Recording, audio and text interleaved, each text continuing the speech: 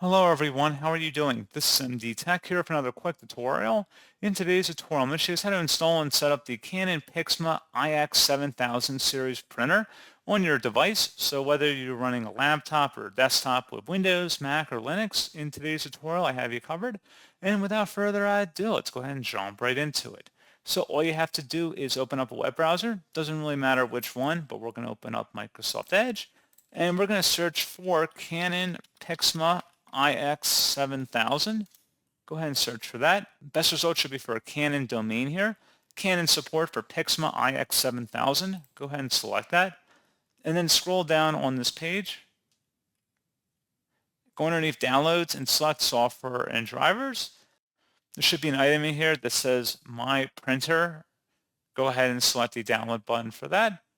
And then once it's done downloading, go ahead and open that file up to run it. It should be a verified publisher. Select yes.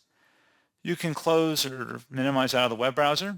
You want to select next to set up the Canon My Printer program.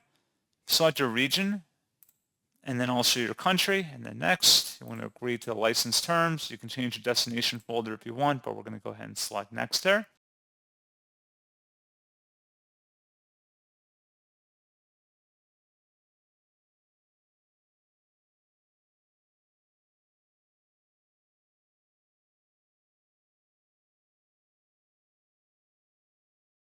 And then you can also create a shortcut on the desktop if you want. Otherwise, you can just uncheck that and select complete. And that's all you have to do. So pretty straightforward process, guys. And as always, thank you for watching. I do hope that I was able to help you out, and I do look forward to catching you all in the next tutorial. Goodbye.